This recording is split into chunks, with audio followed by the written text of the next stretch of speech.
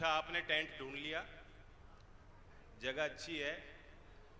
और मुझे याद है, आप भी नहीं भूले होंगे, जब ये सड़क बन रही थी तब भी किसानों के हक के पहले कोई विवाद होता था तो समाज में पगड़ी वालों को, बड़े बुजुर्गों को बैठा के, परिवार और दोनों पक्ष को बैठा करके प्रयास होते थे कि समझौता कर लो भाई।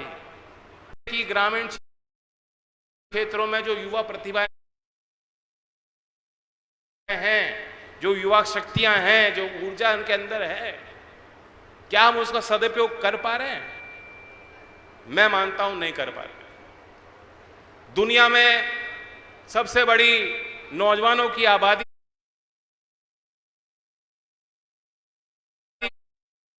हमारे देश में होने जा रही है और इसको एक डेमोग्राफिक डिविडेंड का नाम दिया गया था कि देश के आर्थिक और सामाजिक उत्थान में बहुत बड़ा योगदान ये युवा पीढ़ी करेगी, देगी। और ये भारत देश को शक्तिशाली बनाने में ये डेमोग्राफिक डिविडेंड जिसे कहा जाता है, ये काम आएगा। लेकिन अब कोई डिविडेंड यानी कोई फायदा इससे नहीं मिल रहा, बल्कि और बड़ी चुनौती हो गई।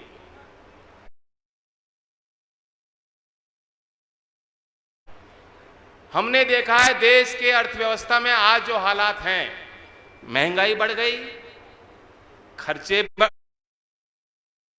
बढ़ चुके हैं आपके, और एनसीआर क्षेत्र में दिल्ली के समीप जो गांव में भी बच्चे रह रहे हैं, उनकी दुनिया अलग है। दुनिया में जो चीज हो रही है उसको आप देख रहे हो, आप चाह रहे हो।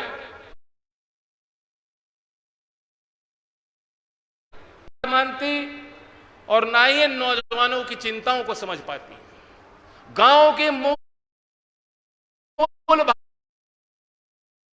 भावना को आज तक गुजरात से चल के आए, उत्तर प्रदेश की धरती ने जिसको सांसद बनाया और प्रधानमंत्री के कुर्सी तक पहुंचाया, आज तक गुजरात से चल के आने वाले नरेंद्र मोदी जी आपके गांव की भावना नहीं समझ पाए। और उनको मालूम होता तो ये कोई अच्छा निर्णय उन्होंने लिया नहीं। ऐसे निर्णय इनकी सरकार नहीं लेती। अब क्या मजबूरियां हैं, क्या कारण है, पर्दे के पीछे क्या कारण है, ये कोई नहीं समझ पा रहा। आर्मी के बड़े बड़े अधिकारियों से मैंने बात की है। कुछ बड़े अधिकारियों ने जैसे ये योजना आई तुरंत उन्होंने बयान दिए, विरोध किया, फिर उन पर दबाव आया, कईयों ने अपनी बात बदल दी। लेकिन आज भी बहुत लोग हैं जो अडिग हैं, आज भी कह रहे हैं नहीं, गलत हो जाएगा। हमारी सेना की परंपराएं, एक दूसरे के साथ भाईचारा जो बना के लोग काम करते हैं सेना में, रेजिमेंटल सिस्टम का जो डिसिप्लिन, जो अनुशासन सिखाया जाता है, नाम नमक निशान की जो परंपरा है, ये सारी ध्वस्त हो जाएंगी। ये सिर्फ मैं नहीं कह रहा हूं, सिर्फ भारतीय जनता पार्टी की विपक्षी दल का कोई नेता इस बात को नहीं कह रहा है। अपने जीवन में बड़ी कुर्बानियां देने वाले, बड़े बड़े पद पे विराजमान, देश के लिए युद्ध लड़ने वाले सेना के रिटायर्ड अधिकारी इस बात को कह रहे हैं। उनके इस कहने पे कोई स्वार्थ आप जोड़ नहीं सकते कि क्या स्वार्थ होगा, क्या कारण होगा। वो इसलिए इस बात को कह रहे हैं क्योंकि उनको ये बात सही लग रही है। और ये बात आप भी जानते हो, लोकदल के सभाओं में तो बहुत सारे वेटरन होते हैं। मैं यहां भी अगर पूछ लूं, बहुत से आगे मुझे दिख रहे हैं। आपने भी सेना में, किसी ने 15 साल काटी है, किसी ने कम काटी है, लेकिन बहुत समय आप लोगों ने दिया देश को। ये क्षेत्र का एक मिजाज है। मैं पूछ रहा था अध्यक्ष जी के साथ बैठा मंच पे कि कितने होंगे एक्स सर्विसमैन टप्पल क्षेत्र में, कितने होंगे अलीगढ़ जिले में। इन्होंने मुझे अनुमान बताया कि 40-45 हजार से कम एक्स सर्विसमैन अलीगढ़ जिले में नहीं है। हर गांव में मिल जाएंगे आपको परिवार। और इस क्षेत्र में गांव गांव में शहीद की मूर्तियां हैं। कोई कारगिल में, कोई उससे पहले देश के लिए उन्होंने शहादत दी। लेकिन जो सरकार एक सैनिक की कुर्बानियों को, एक सैनिक के जज्बे को, भावनाओं की कदर ना कर पाए, जो सरकार किसानियों की अहमियत को ना समझ पाए, ऐसी सरकारें देश के लिए, समाज के लिए अच्छी नहीं हो सकती। ये जो उन्होंने फैसला लिया है, आप खुद सोचो, बड़ी व्यावहारिक बात है। भर्ती इन्होंने खोली है 3000 पद के लिए, 7.5 लाख बच्चों ने आवेदन किया। ये कोई इस योजना की सफलता नहीं है, ये तो सिर्फ इतना दर्शाता है कि कितनी डेस्परेशन, फ्रस्ट्रेशन लोगों में है। कोई अवसर बच्चों को मिल नहीं रहे। 2019 के बाद आपने को भर्ती खोली नहीं, जानबूझकर नहीं खोली। अब मुझे याद है इस विधानसभा चुनाव के प्रचार के दौरान मैंने आके बात कही थी यहां, और उससे पहले आगरा की पंचायत में हमने बात कही थी मीटिंग में, चुनावी सभा में, कि हमारी सरकार बनेगी तो हम भारत सेना की संस्था के साथ जुड़कर, केंद्र सरकार के साथ जुड़कर ये काम करेंगे कि अपने यहां भर्ती खोलेंगे। ये हमने वादा किया था, विधिवत दिया था, जनता के आगे बात रखी। इन्होंने भर्ती क्यों नहीं करी? आप सोचो, हर साल 65,000, 70,000 तो रिटायर हो जाते हैं। बताओ, सही बता रहा हूं? 65-70,000 तो रिटायर हो जाते हैं। पिछली भर्ती इन्होंने खोली थी 80,000 सेना में उन्होंने भर्ती किए थे। तो एक तो भर्ती उनको 80,000, 60,000, 90,000, 1 लाख तक जो सालाना भर्ती करनी थी वो नहीं करी।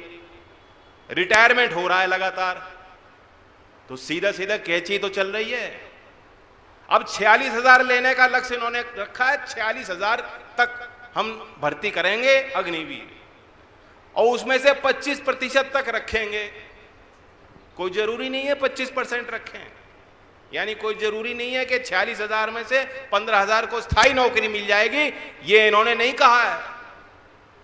लेकिन आप हिसाब लगाओ, पिछली बार जब भर्ती मिली थी 80,500 नौकरी दी, और अब आपको कह रहे हैं कि 2026 में जाके हम शायद 15,000 को नौकरी देंगे।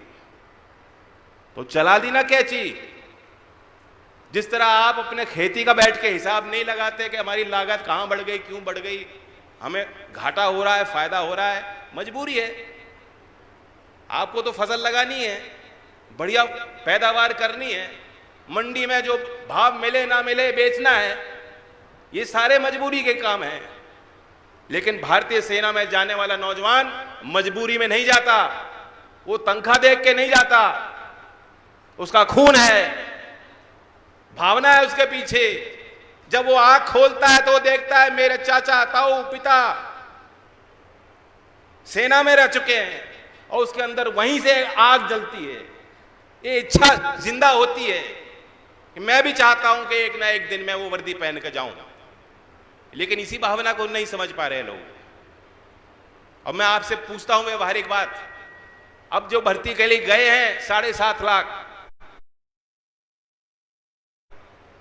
जब इनकी भर्ती नहीं होगी, जैसे कि सामान्य जब भर्ती होती थी बहुत लोग जाते थे, प्रयास करते थे, भर्ती रिजेक्ट होती थी, घर लौटते थे, अपने रिश्तेदारों को, परिवार में बैठ के दुख व्यक्त करते थे, कहते थे भाई अगली बार फिर कोशिश करूंगा। यानी वो किसी और को दोष नहीं देता नौजवान, वो अपने ऊपर बात को लेता है, कहता है मेरे ही प्रयास में कुछ कमी रह गई। लेकिन एक बार आपने 46,000 भर्ती कर दिए और 4 साल बाद उनमें से 3/4 निकाल दिए, उस समय जो आदमी बच्चा हमारा निकल के आएगा, वापस लौटेगा, वह किसको दोष देगा? वो अपने आप के ऊपर वो बात नहीं रखेगा, वो अपने सीनियर अधिकारी को दोष देगा, वो सेना पे आरोप लगाएगा, और धीमे धीमे करके सेना जैसी संस्था, जो परम संस्था देश की है, जहां डिसिप्लिन है, जहां कोई जातिवाद नहीं, कोई धार्मिक उन्माद की बात भारतीय सेना में नहीं चल सकती, कोई भ्रष्टाचार नहीं चल सकता, ऐसे कोई आरोप कभी भारतीय सेना पे कोई लगा नहीं सकता। लेकिन धीमे धीमे भारतीय सेना के लिए जो आकर्षण है, भारतीय सेना की जो गरिमा है, वो गिर जाएगी। और जो क्राइम की मैं बात कर रहा था, क्राइम समाज में बढ़ जाएगा। लेकिन कोई देख नहीं रहा, किसी को चिंता नहीं है। मोदी जी को तो ये बताना है कि मैंने नया काम कर दिया। जैसे कि बच्चों का ध्यान बदला जाता है ना, जब बच्चा रो रहा होता है, अरे वो देखो वो देखो वो देखो मैंने वो कर दिया, वो देखो देखो। ऐसा ही काम सरकार करती है। हम लोग काम समझ नहीं पाते कि क्या हो गया, फिर अगला काम दिखाते हैं। देखो अब 5 ट्रिलियन इकोनॉमी बनानी है। एक मंत्री साहब कह रहे हैं 5 ट्रिलियन नहीं, हम 30 ट्रिलियन इकोनॉमी बनाएंगे। उत्तर प्रदेश की सरकार टेंडर निकाल रही है कि आप आके हमें बताइए हम कैसे कई ट्रिलियन की इकोनॉमी उत्तर प्रदेश को बनाएंगे। तो ट्रिलियन ट्रिलियन में घूम रहे हो, लेकिन आपके जो लाया को, धान को, गेहूं को, गन्ने को, आपके मेहनत के लिए जो आपको कमाई मिलनी चाहिए, मिल रही है क्या? अब हम काली मां की बात करेंगे, काली देवी की चर्चा चलेगी। एक हफ्ता आप देखना सारे टीवी पे यही चलेगा, काली देवी। मोदी जी तो काली देवी जी के परम भक्त हैं। यही बैठ के हम चर्चा करें और ताली बजाएं कि सरकार ने बहुत अच्छा कर दिया, अब पक्की नौकरी नहीं मिलेगी। 4 साल की नौकरी अच्छी होती है, 15 साल की नौकरी अच्छी होती है? बताओ बताओ।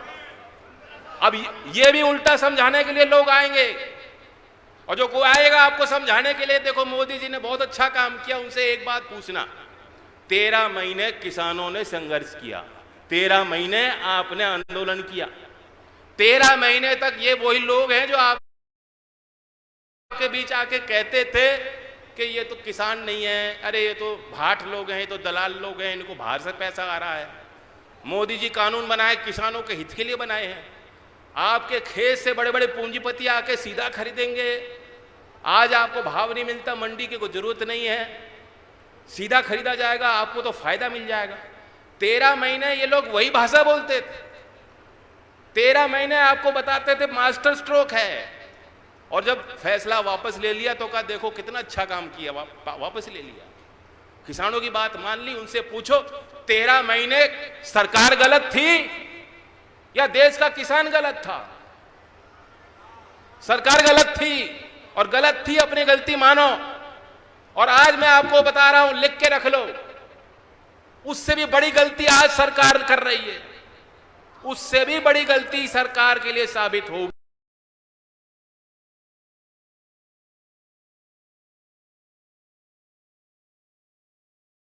तो आज किसान का इस क्षेत्र का कोई अस्तित्व नहीं होता। आपने सरकारों का विरोध किया, गलत फैसलों का विरोध किया। सही को सही और गलत को गलत बताने में हम लोग पीछे नहीं हटेंगे, ये तो हमारा कल्चर है। अब हमारे कल्चर को समझते नहीं है, योगी जी पश्चिम को समझते नहीं है। योगी जी ने तो यहां आके कही थी ना बात कि ज्यादा गर्मी निकाल दूंगा, तो आज फायर का टेंडर लगा रखा है इन्होंने। योगी जी ने फायर टेंडर भी भेज दिया कि यहां ज्यादा गर्मी है, छिड़काव करके ठंडा कर देना उनको। लेकिन ठंडे होने वाले हो क्या आप?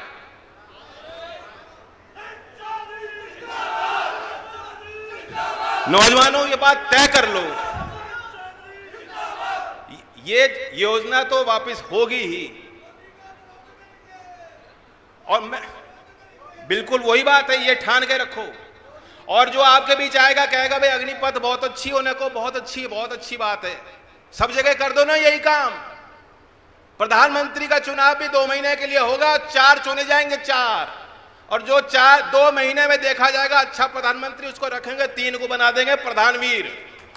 कर लो काम, बना दो मोदी जी को प्रधानवीर। और मैं तो नौजवानों को कहता हूं जो कह रहे हैं कि सेना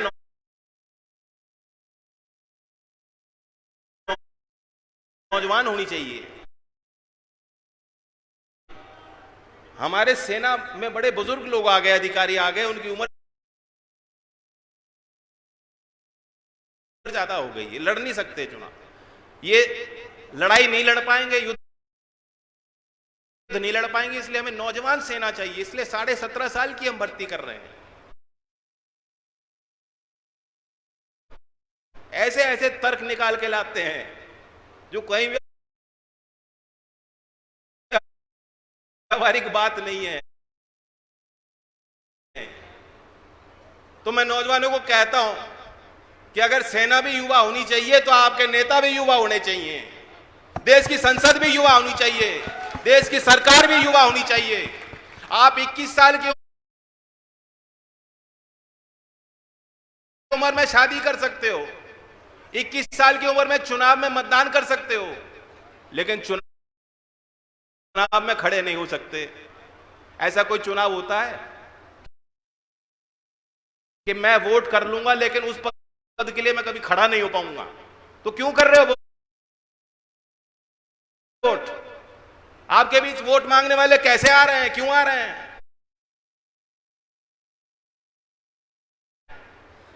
कितने नौजवान हैं आज देश की पार्लियामेंट में? मोदी जी की भी तो उम्र ज्यादा हो गई,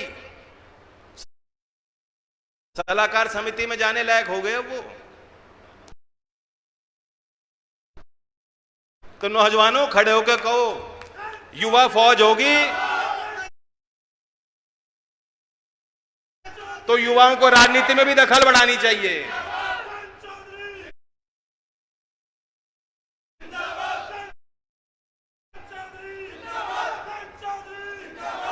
आज पंचायत है,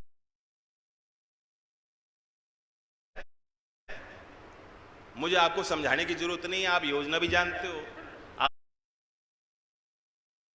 आप बहुत से हमारे साथी फौज में भी रहे हो, आप जानते हो इनकी क्या मंशा है, ये भी समझ गए हो। ये कैची चला रहे हैं, कटौती करना चाहते हैं। ऐसा कोई राष्ट्रवादी सेना के साथ खिलवाड़ करने वाला राष्ट्रवादी हो ही नहीं सकता। राष्ट्र के आगे इतने बड़े बड़े खतरे हैं इस समय।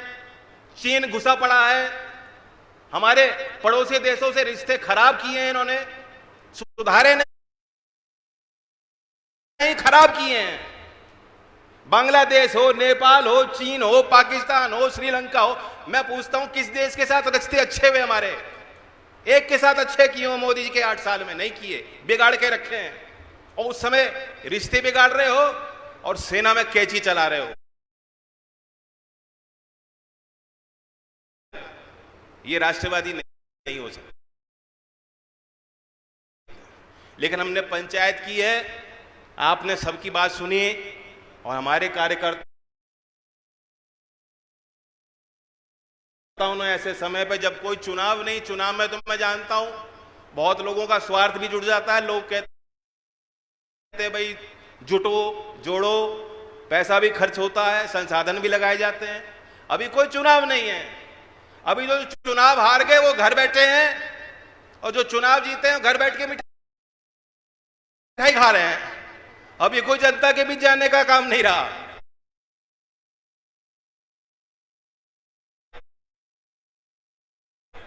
ऐसे समय पे लोक दल के नेताओं, कार्यकर्ताओं और आप सबने कार्यक्रम किया। मैं आपको बहुत बहुत अपनी तरफ से चौधरी अजीत सिंह जी और चौधरी चरण सिंह जी की परिवार की जो परंपरा है, उस परिवार की परंपराओं के साथ आप जुड़कर चलो और उस परंपरा को आगे बढ़ाते रहो। यही मेरी प्रार्थना। अस्वीकार है?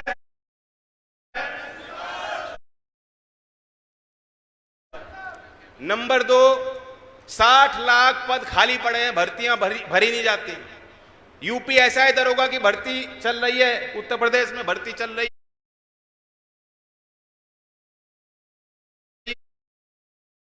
है, लेकिन भ्रष्टाचार उसमें हुआ, भ्रष्टाचार का खुलासा हो चुका है। कोई भी भर्ती ऐसी नहीं निकलती जो बिना लेन देन के सही समय पे बच्चों को नौकरी मिल जाए। तो ये पंचायत में मैं प्रस्ताव रखता हूं, हमारी मांग है कि उचित तरीके से, समयबद्ध तरीके से, बिना एक उबाल था लोगों के अंदर, बच्चों के अंदर, और बच्चों से कुछ कमियां, गलतियां भी उनमें हुई होंगी। मैं ये भी नहीं कह रहा गलतियां होती हैं, लेकिन अगर समाज में हम बुद्धिजीवी समाज में ये जगह, ये स्थान लोगों को नहीं देंगे कि लोग आके चर्चा करें, जो अंदर की भड़ास होती है, भावना होती है, उसको हम लोग व्यक्त करें, तो ये तो अंदर ही अंदर बंद रहता जाएगा, विस्फोट और बड़ा होगा एक ना एक दिन। तो मैं कहना चाहता हूं कि कितने निर्दोष लोग यहीं टप्पल क्षेत्र के, मैं जानता हूं कितने मुकदमे दर्ज हैं, 400 से ज्यादा मुकदमे दर्ज हो गए इस क्षेत्र में, 450 मुकदमे दर्ज, और उठा उठा के जेल में भी बंद कर दिए नौजवान। अब कितना बड़ा दुर्भाग्य है कि वायुसेना के अध्यक्ष आके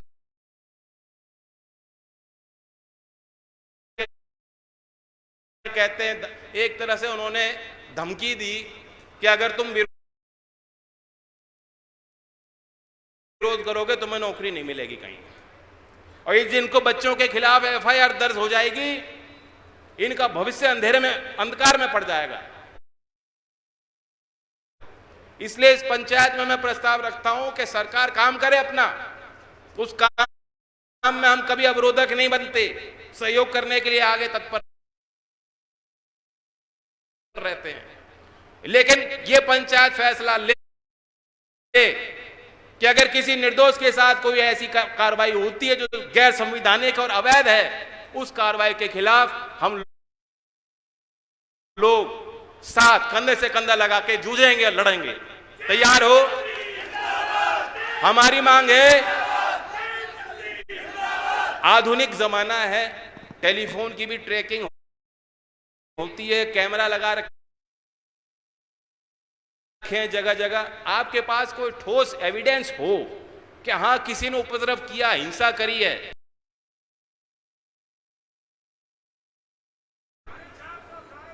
450 मुकदमे दर्ज, और उठा उठा के जेल में भी बंद कर दिए नौजवान।